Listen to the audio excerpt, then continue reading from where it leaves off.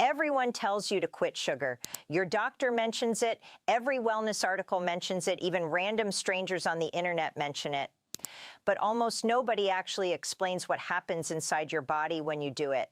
Not the vague version, the real week-by-week story of what's actually going on beneath the surface. And the truth is stranger, slower, and honestly more interesting than most people expect.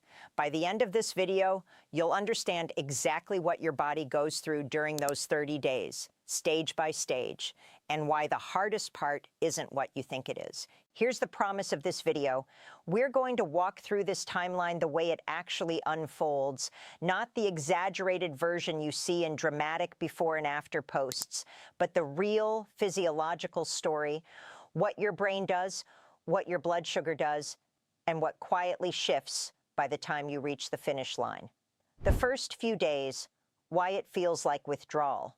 The first 2 or 3 days after cutting back on sugar tend to feel disproportionately hard compared to how simple the change sounds on paper. This isn't weakness, and it isn't in your head. There's a real mechanism behind it.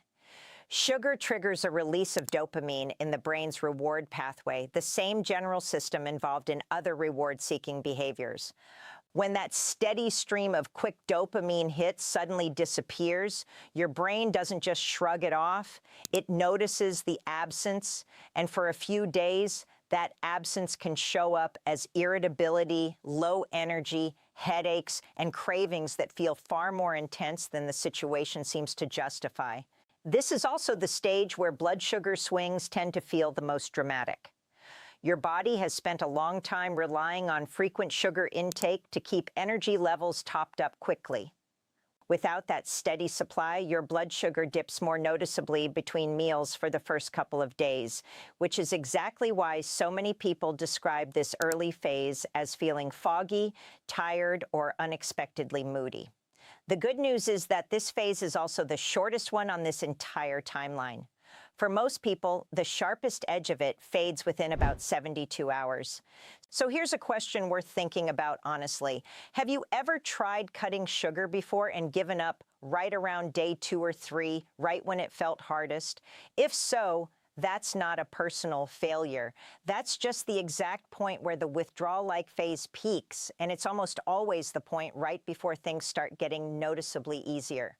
It's worth pointing out why this early phase feels so disproportionately difficult compared to how simple the actual change sounds. Cutting sugar isn't really about giving up a food group the way cutting out, say, a specific vegetable would be. Sugar is woven into an enormous range of everyday foods, condiments, bread, flavored drinks, sauces, often in places people don't expect it. So the first few days aren't just about resisting an obvious craving for dessert. They're about your body adjusting to a genuinely lower overall sugar load than it's used to handling, spread across everything you eat, which is part of why the adjustment period feels more intense than most people anticipate going in. Week 1, the energy roller coaster starts to level out. By the time you reach the end of the first week, something starts to shift, even if it's subtle. The sharp blood sugar spikes and crashes that used to define your day, that mid-afternoon slump, the sudden burst of energy after a sugary snack followed by an even harder crash 20 minutes later, start to smooth out. Your body isn't lurching between extremes anymore because it's no longer getting hit with the same frequent surges of fast-digesting sugar. This is also the point where a lot of people report their appetite starting to feel more predictable. When blood sugar swings wildly throughout the day, hunger tends to feel urgent and sudden, almost like it comes out of nowhere.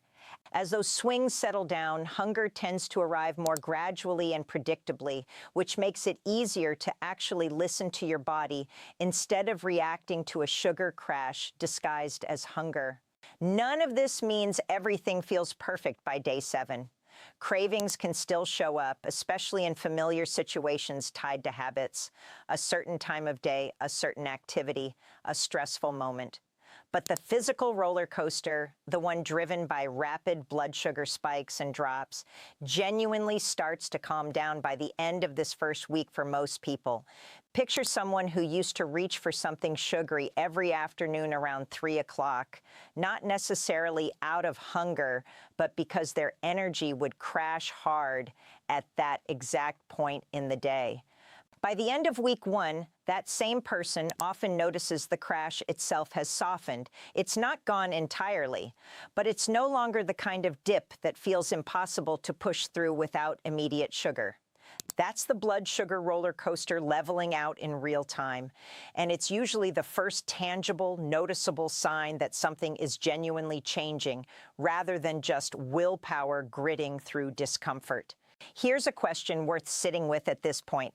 If you've made it through a full week before, did you notice your energy leveling out, or did old habits pull you back in before you got the chance to feel that shift for yourself?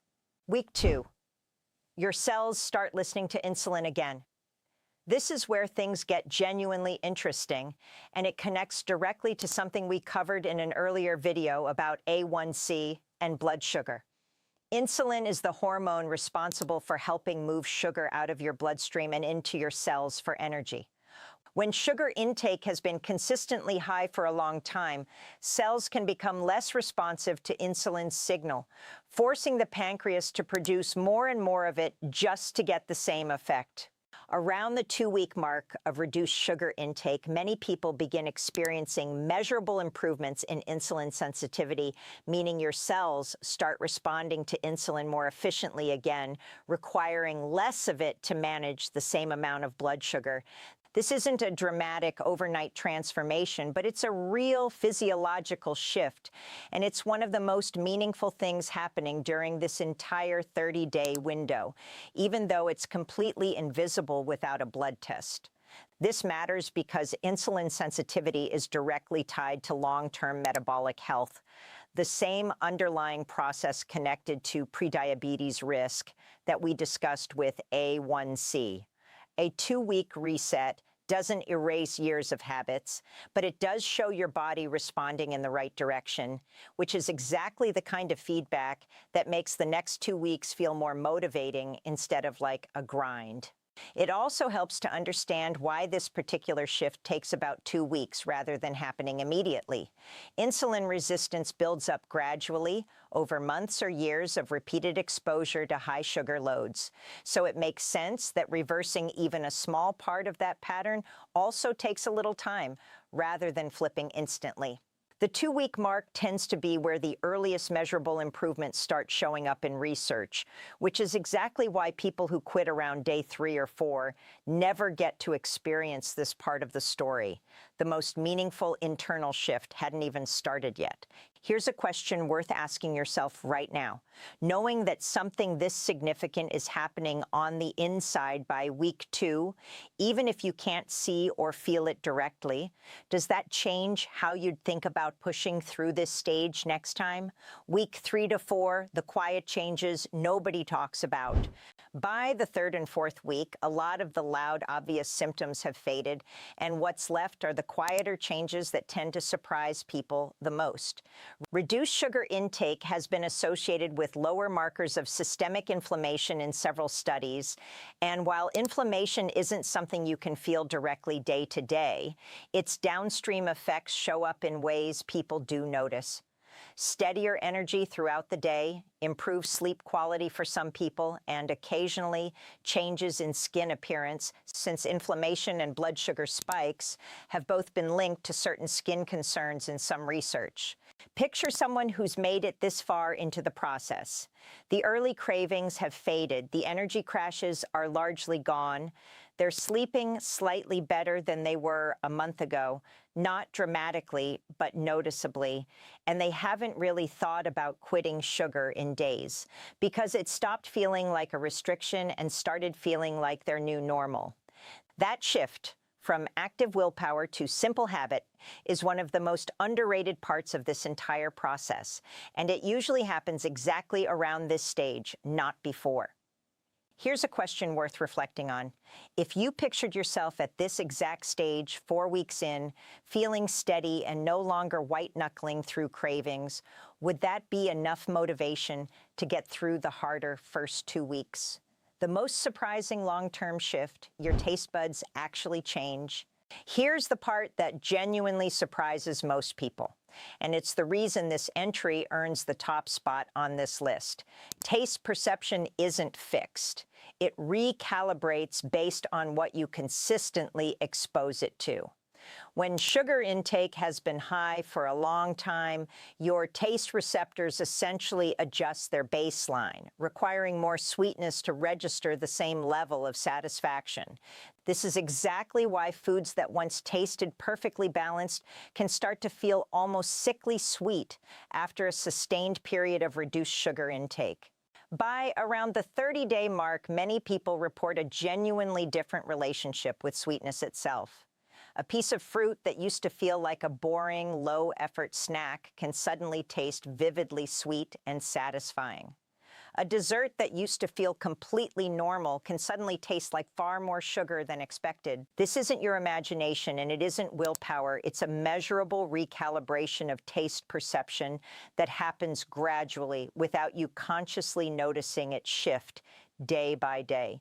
This is also the most hopeful part of this entire timeline, because it means the hardest part of this process, the intense craving and constant temptation, genuinely does get easier over time, not just because you're forcing yourself to resist, but because your actual sensory experience of sweetness changes underneath you. This is worth emphasizing because it reframes the entire 30 days in a completely different light. Most people go into a sugar reset assuming the whole month will feel like an ongoing battle against temptation, requiring the same amount of willpower on day 29 as it did on day 1. But that's simply not how this process actually works. The hardest resistance is front-loaded almost entirely into the first week, while the later weeks involve your own biology increasingly working with you instead of against you. By the time taste perception recalibrates near the end of the month, you're not white-knuckling through cravings anymore. You're simply experiencing food differently than you did 30 days earlier. Here's the final question I want you to sit with. If your taste buds actually reset by day 30, would that change how you think about the first hard week? Not as a permanent struggle, but as a short, temporary bridge to something that gets meaningfully easier on its own? So here's the real 30-day story.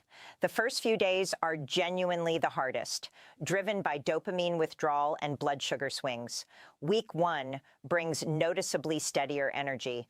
Week 2 brings a real measurable improvement in insulin sensitivity.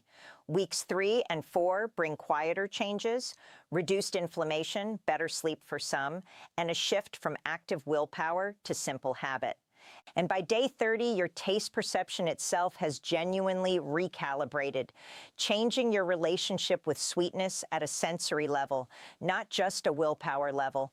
If this finally explained what's actually happening inside your body during something you've probably heard recommended 100 times without ever understanding the mechanism behind it, that's exactly what this channel exists to do. We've already covered the blood pressure number most people overlook, the blood sugar number that warns you years in advance, and the full story behind your cholesterol panel. Now you understand exactly what your body goes through during a sugar reset, stage by stage. Let me know in the comments which week you think would be hardest for you personally, and I'll see you in the next video, where we uncover another hidden pattern your body has been quietly running the whole time.